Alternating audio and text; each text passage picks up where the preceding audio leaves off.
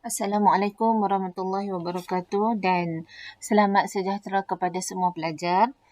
Untuk kuliah kali ini, saya akan membincangkan bagaimana kita boleh menggunakan konsep epistemologi dalam memberi hujah terhadap satu isu yang dibawakan di sini, iaitu berkaitan dengan kehilangan MH370.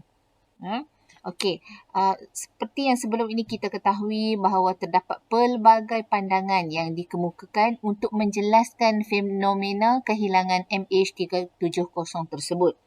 So, bagaimana kita boleh menentukan pandangan-pandangan tersebut merupakan pandangan yang benar dan boleh diangkat menjadi satu pandangan yang diterima dan pandangan itu bersifat satu ilmu atau fakta yang boleh diterima. So, kita cuba buat pada kuliah kali ini dengan mendatangkan tiga kriteria untuk sesuatu pandangan itu menjadi ilmu, iaitu justify true belief, percaya, kebenaran dan justify.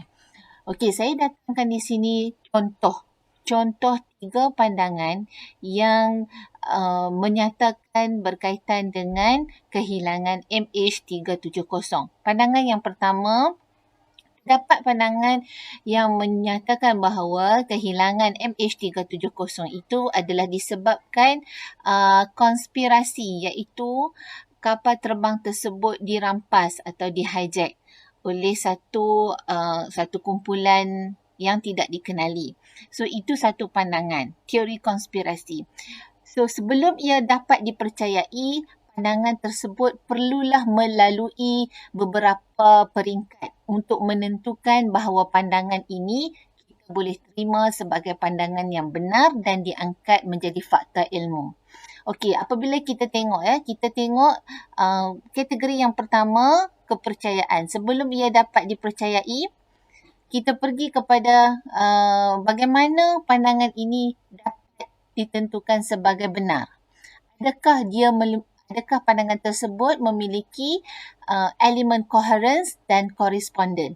Apabila diteliti, kedua-dua elemen ini tidak terdapat pada pandangan berkaitan dengan konspirasi, iaitu kapal terbang tersebut dirampas. Tidak wujud bukti yang menunjukkan perkara tersebut. Dan justify pun, maksudnya tidak ada justifikasi yang bersifat empirical evidence. Kita sudah kena maklum bahawa empirical evidence ini ialah sesuatu bukti yang kita boleh nampak dengan panca indera kita yang 5. So, perkara tersebut tidak ditemui, maka tidak wujudlah elemen coherence dan correspondent yang meletakkan pandangan tersebut menjadi benar. Maka pandangan ini adalah ditolak. Kemudian kita cuba datangkan pandangan yang kedua, iaitu terdapat pandangan yang menyatakan penumpang sahaja yang meninggal, tapi pesawat masih lagi in one piece. Maksudnya tidak terpecah, tidak berkecai. Ya, sebab itulah black box tidak dijumpai. Ini pun pandangan. Ya, apabila kita nak pastikan bagaimana pandangan ini boleh diterima sebagai pandangan yang benar dengan menggunakan konsep epistemologi, kita cari coherence dan juga correspondent bagi pandangan ini. Adakah ditemui bukti-bukti yang menunjukkan perkara ini ada? Perkara ini memang betul berlaku. Maka setelah diteliti, tidak terdapat bukti-bukti yang bersifat empirical evidence yang boleh diterima oleh panca indera kita yang 5 untuk membuktikan bahawa hanya penumpang saja yang meninggal dan tapi kapal terbang itu masih dalam keadaan yang tidak masih berada dalam keadaan yang in one piece. Ya. Tidak ditemui empirical evidence dan itu bermakna tidak ada justifikasi untuk pandangan ini. So, pandangan ini adalah ditolak. Okey. Dan seterusnya apabila kita tengok pandangan yang ketiga ini, iaitu kapal terbang jatuh di lautan Hindi. Ini satu pandangan. Bagaimana kita menentukan pandangan ini diterima sebagai pandangan yang benar? Kita tengok dua elemen untuk menentukan kebenaran, iaitu coherence dan juga correspondent. Ditemui serpihan-serpihan kapal terbang itu ditemui, dan juga itu adalah elemen coherence, iaitu terdapat pandangan-pandangan atau bukti-bukti yang bersifat empirical yang menyokong pandangan yang ini. Menyokong bahawa kapal terbang jatuh di Lautan Hindi, dapat bukti serpihan kapal terbang itu ditemui.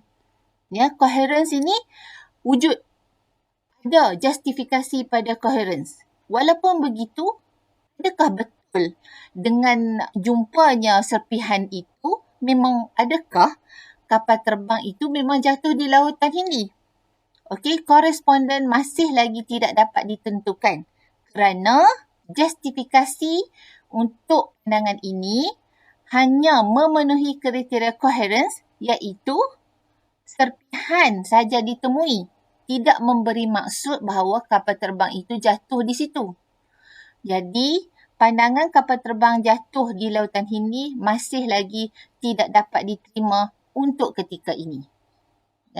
Okey, ini antara contoh pandangan yang kita boleh dapat dalam media sosial berkaitan dengan kehilangan MH370.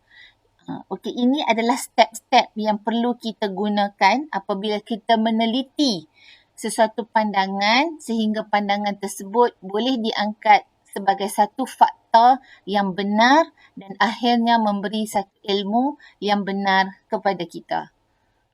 Sekian, terima kasih. Assalamualaikum warahmatullahi wabarakatuh.